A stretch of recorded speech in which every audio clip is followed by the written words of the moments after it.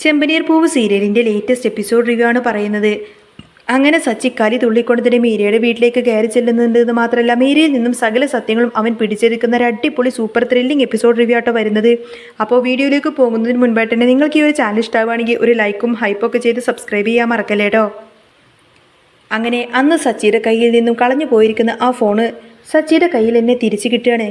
അത് സച്ചിക്ക് തിരിച്ചു കിട്ടിയിരിക്കുന്നത് മറ്റെവിടെ നിന്നല്ല, മീരയുടെ കയ്യിൽ നിന്നായിരുന്നു. മീര ഒരു ദിവസം വണ്ടി കയറാൻ വേണ്ടിയിട്ട് സ്റ്റാൻഡിൽ നിൽക്കുന്ന സമയത്ത് തന്നെ മീരയുടെ കയ്യിൽ നിന്നും ആ ഒരു ഫോൺ അങ്ങ് മിസ്സാവുന്നുണ്ട്.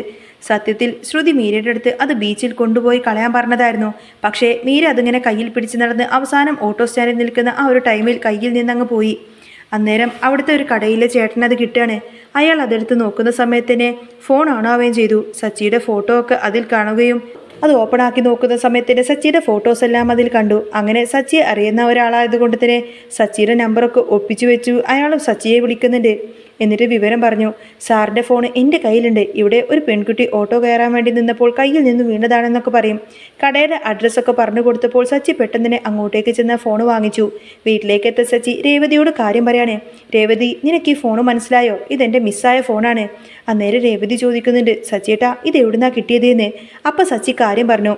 ഇതെന്നെ അറിയാവുന്ന ഒരാളുടെ കയ്യിലാണ് കിട്ടിയത്. ഇതിൽ എൻ്റെ ഫോട്ടോ കണ്ടിട്ട് ഒരാൾ നമ്പർ തന്നു. അങ്ങനെ ആ ഒരു കടക്കാരൻ എന്നെ ഏൽപ്പിച്ചതാണ്. എന്നിട്ട് സച്ചി ചോദിക്കുന്നുണ്ട്, രേവതി നീ ആ ശരത്തിനെ വിളിച്ചോ? ആ വീഡിയോക്ക് പിന്നിൽ ആൻ്റണി ആണോ എന്ന് വല്ലതും അറിഞ്ഞോ? ആ വീഡിയോ റിലീസ് ചെയ്ത ആളെ കിട്ടിയോ എന്നൊക്കെ ചോദിച്ചു. രേവതി ശരത്തിനെ വിളിക്കുന്ന സമയത്തിന് ശരത്ത് പറയുന്നുണ്ട്, ചേച്ചി എനിക്കറിയാവുന്ന പലരോടും ഞാൻ ചോദിച്ചു. ആൻ്റണി ചേട്ടനുമായിട്ട് അടുപ്പമുള്ളവരോടൊക്കെ ചോദിച്ചിട്ട് അവർ പറയുന്നത് ആ വീഡിയോ ലീക്കായതിന് പിന്നിൽ ആൻ്റണി ചേട്ടനല്ല എന്നാണ്. അന്നേരം രേവതി പറയുന്നുണ്ട്, എന്നാൽ ശരി നീ ഇനി അവരോട് മിണ്ടാനൊന്നും നിൽക്കണ്ട എന്ന് പറഞ്ഞ് ഫോൺ കട്ട് ചെയ്തു. എന്നിട്ട് സച്ചിയോട് കാര്യം പറഞ്ഞു. സച്ചിയേട്ടാ ആൻ്റണി അല്ല വീഡിയോക്ക് പിന്നില്ലെന്ന്.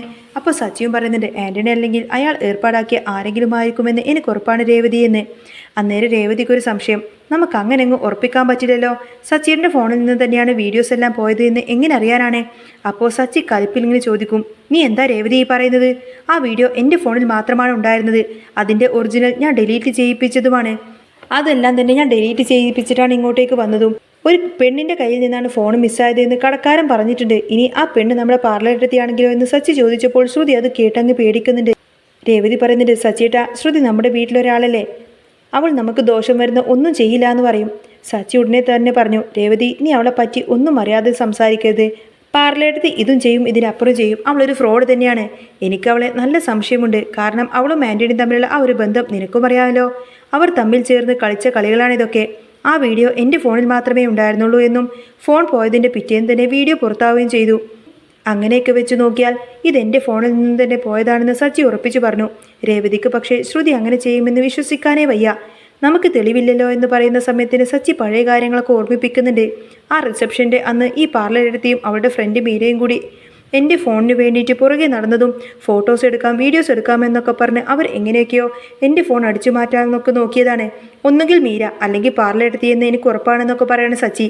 അപ്പോൾ ഇതൊക്കെ എങ്ങനെ കണ്ടുപിടിക്കുമെന്ന് രേവതി ചോദിച്ചപ്പോൾ സച്ചി പറഞ്ഞു, നീ മീരയുടെ വീട്ടിൽ പോയിട്ട് അവൾ അറിയാതെ ഒരു ഫോട്ടോ എടുത്തുകൊണ്ട് വായോ, നമുക്ക് ആ കടക്കാരനെ കാണിക്കാം. ശ്രുതിയുടെയും മീരയുടെയും ഫോട്ടോ കാണിച്ചാൽ അയാൾക്ക് മനസ്സിലാവുമല്ലോ എന്ന് പറഞ്ഞു. അങ്ങനെ പിറ്റേന്ന് രേവതി നേരെ മീരയുടെ വീട്ടിലേക്ക് ചെന്ന് സംസാരത്തിനോട് തന്നെ അവൾ അറിയാതെ ഒരു ഫോട്ടോസ് എടുത്ത് നേരെ സച്ചിക്ക് ഏൽപ്പിച്ചു. സച്ചി നേരെ ആ കടക്കാരൻ്റെ അടുത്തേക്ക് ചെന്ന് ഫോട്ടോയും കാണിച്ചു കൊടുത്തു. അന്നേരം കടക്കാരൻ മീരയെ കൃത്യമായി തന്നെ ഐഡൻറ്റിഫൈ ചെയ്തു. ദാ ഈ പെണ്ണിൻ്റെ കയ്യിൽ നിന്നാണ് ഫോണ് പോയത്. ബാഗിൽ നിന്നും വീഴുന്നത് ഞാൻ കണ്ടതാണ്. മുഖം കണ്ടത് തന്നെയാണെന്ന് സച്ചി ചോദിക്കുന്ന സമയത്തിന് എനിക്ക് ഉറപ്പാണ്, എനിക്ക് നല്ല ഉറപ്പാണെന്ന് അയാൾ പറഞ്ഞു. സച്ചിക്കപ്പം തന്നെ കാര്യം ക്ലിയറാണ്. ഇത് പാർലറെടുത്തിയും ആൻ്റണിയും കൂടി മീരയെ കൊണ്ട് ചെയ്യിപ്പിച്ചതാണ് എന്ന്. സച്ചി വീട്ടിൽ വന്ന് അച്ഛനോട് ഫോൺ കിട്ടിയ കാര്യം പറയുമ്പോൾ തന്നെ ശ്രുതി അത് കേട്ടിങ്ങനെ ആകെ ഞെട്ടി നിൽക്കുമായിരിക്കും. മീര അന്നേരം ആ ഫോൺ കളഞ്ഞില്ലേ, ഇനി സച്ചി എല്ലാം അറിഞ്ഞു വരുമോ എന്നൊക്കെ അവൾ പേടിച്ചു. ശ്രുതി ഉടനെ തന്നെ മീരയുടെ അടുത്തേക്ക് ചെന്ന് ചീത്ത പിടിക്കാണ്. എടി നീ ആ ഫോൺ ബീച്ചിൽ കളഞ്ഞില്ലേ? മീര ആദ്യം കളഞ്ഞു എന്ന് കള്ളം പറഞ്ഞുവെങ്കിലും പിന്നീട് ശ്രുതിയുടെ ചോദ്യത്തിന് മുന്നിൽ അങ്ങ് പതറി നിൽക്കുകയാണ്. നീ എൻ്റെ ഫ്രണ്ടല്ലേ, എന്നിട്ട് എന്നോട് നീ കള്ളം പറഞ്ഞോ എന്നൊക്കെ ശ്രുതി ദേഷ്യപ്പെട്ട് ചോദിക്കുന്ന സമയത്തിന് മീര തിരിച്ചു പറയുന്നുണ്ട്, സച്ചിയുടെ ഫോൺ കയ്യിൽ നിന്ന് പോയതറിഞ്ഞാൽ നീ ദേഷ്യപ്പെടുമെന്ന് കരുതിയിട്ടാണ് ഞാൻ അതൊന്നും പറയാതിരുന്നത് എന്ന്. നിന്നെ പോലെ ഒരു ഫ്രണ്ടിനെ എനിക്ക് വേണ്ട എന്ന് ശ്രുതി പറയുമ്പോഴും മീര അങ്ങ് പൊട്ടിത്തെറിച്ചു. നീ എത്ര കള്ളം പറയുന്നവളാണ്, നിന്റെ എല്ലാത്തിനും കൂട്ടു നിൽക്കുന്ന എന്നോടാണോ നീ ഇത് പറയുന്നത് എന്നൊക്കെ. അങ്ങനെ അവർ തമ്മിൽ നല്ല വഴക്കായി. സച്ചി രേവതിയോട് മീരയെ തിരിച്ചറിഞ്ഞ ആ ഒരു കാര്യം പറഞ്ഞപ്പോൾ നാളെ ഞാൻ പോയി ചോദിക്കാമെന്ന് തന്നെ രേവതി പറഞ്ഞു. പക്ഷേ സച്ചി സമ്മതിച്ചില്ല. നീ പോയാൽ അവൾ എന്തെങ്കിലും കള്ളം പറഞ്ഞ് നിന്നെ പറ്റിക്കും. അവൾ പാർലറെടുത്തിയുടെ ഫ്രണ്ടല്ലേ, അതുപോലെ തന്നെ കള്ളം പറയാൻ പഠിച്ചവളാണ്. ഞാൻ തന്നെ പോയി ചോദിക്കണമെന്നൊക്കെ പറഞ്ഞ് സച്ചി നേരെ മീരയുടെ വീട്ടിലേക്ക് വിട്ടു. സച്ചിയെ കണ്ടപ്പോൾ മീര കിളി പോയി ഇങ്ങനെ നിൽക്കുമായിരിക്കും.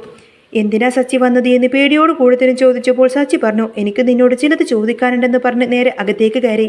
സച്ചി ഫോൺ കാണിച്ചിട്ട് ഇത് കണ്ടിട്ട് എന്തെങ്കിലും തോന്നുന്നുണ്ടോ എന്ന് ചോദിച്ചപ്പോൾ മീര അങ്ങനെ ആകെ പേടിച്ച് വിറച്ച് നിൽക്കുകയാണ്. ഇത് സച്ചിയുടെ ഫോണാണോ എന്ന് ചോദിച്ചപ്പോൾ അതെ, എൻ്റെ കളഞ്ഞുപോയ ഫോണാണിത് എന്ന് സച്ചി പറഞ്ഞു. നീ എപ്പോഴാണ് ഇത് എടുത്തത് എന്ന് ചോദിച്ചപ്പോൾ മീര ഇങ്ങനെ ഉരുണ്ട് കളിക്കാൻ നോക്കുകയാണ്. ഞാൻ എന്തിന് സച്ചിയുടെ ഫോൺ എടുക്കണം, എൻ്റെ കയ്യിൽ ഫോണുണ്ടല്ലോ എന്ന് മീര തിരിച്ചു ചോദിച്ചു.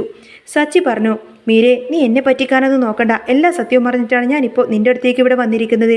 ഫോൺ കിട്ടിയ ആൾ നിന്നെ തിരിച്ചറിഞ്ഞു കഴിഞ്ഞു എന്ന് പറഞ്ഞപ്പോൾ മീര ആകെ ഇങ്ങനെ പെട്ടുപോവാണ്. ഇനി ഇവൻ വണ്ടി എടുപ്പിച്ച് കൊല്ലുമോ എന്നൊക്കെ ഇങ്ങനെ ചിന്തിച്ച് നിൽക്കുകയാണ് അവൾ. എന്നിട്ട് മീര ആ ഒരു ഫോൺ വാങ്ങിച്ച് നോക്കി പറയാണ്, ആ എനിക്ക് മനസ്സിലായി, ഇത് ഞാൻ സെക്കൻഡ് ഹാൻഡ് ഫോൺ വാങ്ങിച്ച ആ ഒരു ഫോണാണല്ലോ, ഇതപ്പോൾ സച്ചിയുടെ ഫോണായിരുന്നോ എന്ന് ചോദിക്കും. സച്ചി ചിരിച്ചുകൊണ്ട് പറഞ്ഞു, നീ പാർലലേടത്തിൻ്റെ ഫ്രണ്ട് ആയതുകൊണ്ട് തന്നെ നിനക്ക് നന്നായിക്ക് തന്നെ കള്ളം പറയാൻ അറിയുമെന്ന് എനിക്ക് മനസ്സിലായി. അതൊന്നും നീ എൻ്റെ അടുത്ത് ചിലവാക്കാൻ നിൽക്കണ്ട. നീ ഇത് വാങ്ങിയപ്പോൾ ഇതിലെ ഫോട്ടോസ് ഒന്നും തന്നെ കണ്ടില്ലേ എന്ന് ചോദിച്ചപ്പോൾ ഞാൻ ഇത് ചാർജ് ചെയ്തിട്ടേ ഉള്ളൂ എന്നും അപ്പോഴേക്കും കളഞ്ഞു പോയി എന്നും മീര കള്ളം പറഞ്ഞു. സച്ചി അവസാനം കട്ടക്കലിപ്പിലങ്ങ് പറയാണ്, മീരെ നീ ഇങ്ങനെ കള്ളം പറയുന്നത് നിനക്ക് നല്ലതല്ല. ഞാൻ ഇതിനുള്ള കൃത്യമായിട്ടുള്ള തെളിവുമായിട്ട് വരും. അന്ന് നീ ഇത് ശ്രുതിക്ക് വേണ്ടിയിട്ട് ചെയ്തതാണെന്ന് നിന്നെക്കൊണ്ട് ഞാൻ സമ്മതിപ്പിക്കും. ഇനി ഇങ്ങനെ ആയിരിക്കില്ലേ ഈ സച്ചി ഇങ്ങോട്ടേക്ക് വരുന്നത് എന്നൊക്കെ പറഞ്ഞുകൊണ്ടതിന് സച്ചി ദേഷ്യപ്പെട്ട് മീരയുടെ അടുത്ത് നിന്ന് ഇറങ്ങിപ്പോവാണ്. സച്ചി മീരയുടെ വീട്ടിൽ നിന്നും ഇറങ്ങിപ്പോയത് വെറും ഒരു ഭീഷണി മുഴക്കിയിട്ടില്ല, അതൊരു കൊടുങ്കാറ്റ് വരാനിരിക്കുന്നു എന്ന സൂചനയായിട്ടായിരുന്നു. സച്ചി പോയ ഉടനെ തന്നെ മീര തളർന്നങ്ങ് സോഫയിലേക്കിരുന്നു. പണി പാളിയെന്ന് അവൾക്ക് ഉറപ്പായിരുന്നു. ഈ വിവരം ഉടനെ തന്നെ ശ്രുതിയെ അറിയിക്കാനായിട്ട് മീര ഫോൺ എടുത്തുവെങ്കിലും കൈ വിറക്കുന്നുണ്ടായിരുന്നു. അതേസമയം സച്ചി നേരെ പോയത് തൻ്റെ അടുത്ത നീക്കത്തിലേക്കായിരുന്നു. പിറ്റേ ദിവസം രാവിലെ തന്നെ സച്ചി ഒരു സർപ്രൈസുമായി വീട്ടിലേക്കെത്തി. സച്ചിയുടെ കയ്യിൽ ഒരു ലാപ്ടോപ്പ് ഉണ്ടായിരുന്നു. അവൾ രേവതിയെയും അച്ഛനെയും അടുത്തേക്ക് വിളിപ്പിച്ചു. സച്ചി പറഞ്ഞു, രേവതി നീ ഇത് കരുതിയത് മീര കള്ളം പറഞ്ഞത് രക്ഷപ്പെടുമെന്നാണോ? ഈ ഫോൺ വെറുതെ കിട്ടിയതെന്നല്ല, ഇതിൽ ഞാൻ നേരത്തെ ഒരു anti theft tracking software install ചെയ്തിട്ടുണ്ടായിരുന്നു. അതുവഴി ഈ ഫോൺ എവിടെയൊക്കെ പോയി, ഇതിൽ നിന്ന് ആർക്കൊക്കെ മെസ്സേജുകൾ അയച്ചു എന്നൊക്കെ എനിക്ക് കണ്ടുപിടിക്കാൻ കഴിയും. സച്ചി ലാപ്ടോപ്പ് തുറന്ന് കാണിച്ചു. മീരയുടെ വീട്ടിൽ നിന്നും ഫോൺ മിസ്സായി എന്ന് അവൾ പറഞ്ഞത് കള്ളമാണെന്ന് തെളിയിക്കുന്ന ലൊക്കേഷൻ ഹിസ്റ്ററി തന്നെ അവിടെ തെളിഞ്ഞു വന്നു. ഫോൺ കളഞ്ഞു പോകുന്നതിന് തൊട്ട് മുൻപ് തന്നെ ആ ഫോണിൽ നിന്നും മീരയുടെ നമ്പറിലേക്ക് ഒരു വീഡിയോ ഫയൽ ട്രാൻസ്ഫർ ചെയ്തതായി ആ ഒരു ലോഗ് കാണിക്കുന്നുണ്ടായിരുന്നു. സച്ചി കടുപ്പിച്ചു പറഞ്ഞു, ഇനി മീരക്ക് ഉരുളാനൊന്നും ഒരിക്കലും പറ്റില്ല. ആ വീഡിയോ തന്നെ ശ്രുതിയുടെ ഫോണിലേക്കും പോയിട്ടുണ്ടായിരുന്നു. ഈ തെളിവ് വെച്ച് പോലീസിൽ പരാതിപ്പെട്ട മീരയും ശ്രുതിയും ഒരുപോലെ തന്നെ കുടുങ്ങും. ഇതറിഞ്ഞ ശ്രുതി ആകെ പരിഭ്രാന്തിയിലായി. അവൾ മീരയെ രഹസ്യമായി തന്നെ കാണാൻ ചെന്നു. മീരെ നീ എല്ലാം ഏറ്റെടുക്കണം, സച്ചി പോലീസിൽ പോയാൽ എൻ്റെ ജീവിതം തീരും, നിനക്ക് ഞാൻ പണം തരാം, ശ്രുതി യാചിച്ചു. എന്നാൽ മീര അപ്പോഴേക്കും മടുത്തിരുന്നു. നിന്റെ ഓരോരോ കള്ളത്തരത്തിന് കൂട്ടുനിന്ന് എനിക്ക് മടുത്തു ശ്രുതി. സച്ചി പറഞ്ഞത് ശരിയാ, നിന്നെ വിശ്വസിച്ചതാണ് എനിക്ക് പറ്റി ഏറ്റവും തെറ്റി എന്നൊക്കെ പറഞ്ഞു കൊടുത്തിട്ട് മീര ശ്രുതിയോടങ്ങ് പൊട്ടിത്തെറിച്ചു. അന്ന് വൈകുന്നേരം മീര സച്ചിയുടെ വീട്ടിലേക്കെത്തി. സച്ചിയുടെയും രേവതിയുടെയും കാല് പിടിച്ചുകൊണ്ട് തന്നെ അവൾ കരഞ്ഞു പറഞ്ഞു, ഞാനല്ല സച്ചി, ഞാനൊരു തെറ്റും ചെയ്തിട്ടില്ല, ശ്രുതിയാണ് തന്നെ കൊണ്ട് ഇതെല്ലാം ചെയ്യിപ്പിച്ചതുമെന്നും ആ വീഡിയോ ആൻ്റണിക്ക് അയച്ചു കൊടുത്തതെല്ലാം തന്നെ ശ്രുതിയാണെന്നും മീര തുറന്നു പറഞ്ഞു. ശ്രുതി അവിടെ ഒളിഞ്ഞു നിന്ന് ഇതെല്ലാം തന്നെ കേൾക്കുന്നുണ്ടായിരുന്നു. മീരയുടെ കുറ്റസമ്മതം കേട്ടപ്പോൾ സച്ചി രേവതിയെ നോക്കിയിട്ടൊന്ന് ചിരിച്ചു. സച്ചി പതുക്കെ ഫോൺ എടുത്ത് ആ ഒരു ബട്ടൺ അങ്ങ് അമർത്തി. സച്ചി ലൗഡ് സ്പീക്കറിൽ ആൻ്റണിയുടെ ശബ്ദം അങ്ങ് കേൾപ്പിച്ചു. സച്ചി നേരത്തെ തന്നെ ആൻ്റണിയെ പൊക്കി സത്യങ്ങളൊക്കെ റെക്കോർഡ് ചെയ്ത് വെച്ചിട്ടുണ്ടായിരുന്നു. ആൻ്റണി പറഞ്ഞു, സച്ചി എന്നെ വെറുതെ വിട്ടേക്ക്, ശ്രുതിയാണ് വീഡിയോ തന്നത് എന്ന്. അത് ലീക്കായി കഴിഞ്ഞാൽ രേവതിയുടെയും സച്ചിയുടെയും ഇമേജ് തകരുമെന്നും അതെനിക്ക് കളിക്കാൻ എളുപ്പമായിരിക്കുമെന്നൊക്കെ അവളാണ് പറഞ്ഞത് എന്നൊക്കെ പറയുന്ന ആൻ്റണിയുടെ ശബ്ദമായിരുന്നു അത്. വീട്ടിലെ എല്ലാവരുടെയും മുന്നിൽ വെച്ചുകൊണ്ടിട്ട് ശ്രുതിയുടെ മുഖം മൂടി അങ്ങ് അഴിഞ്ഞു വീഴാണ്. അച്ഛൻ ശ്രുതിയെ വീട്ടിൽ നിന്ന് പുറത്താക്കാൻ ഉത്തരവിട്ടു. ചന്ദ്രമതിക്ക് ഭയങ്കര ദേഷ്യം വരികയാണ് ശ്രുതിയോട്. രേവതി പോലും അവളോട് ക്ഷമിക്കാനൊന്നും തയ്യാറായില്ല. മീര പോലീസിൽ കീഴടങ്ങാൻ തയ്യാറായി. സച്ചി തൻ്റെ പ്രിയപ്പെട്ട ആ ഒരു ഫോൺ കയ്യിലെടുത്ത് ഒരു ദീർഘനിശ്വാസം വിട്ടു. കള്ളത്തരങ്ങൾ എത്ര വലുതായാലും സത്യത്തിനു മുന്നിൽ അത് തകരുമെന്ന് ഒരിക്കൽ കൂടി തെളിഞ്ഞു. അങ്ങനെ ചെമ്പനീർ പൂവിൽ ഇനി വരാനിരിക്കുന്നത് തീ പാർന്ന നിമിഷങ്ങൾ തന്നെയാണ്. സച്ചിനെ എങ്ങനെ തൻ്റെ ജീവിതം മുന്നോട്ട് കൊണ്ടുപോകുമെന്നൊക്കെ നമുക്കിനി കാത്തിരുന്ന് കാണാട്ടോ.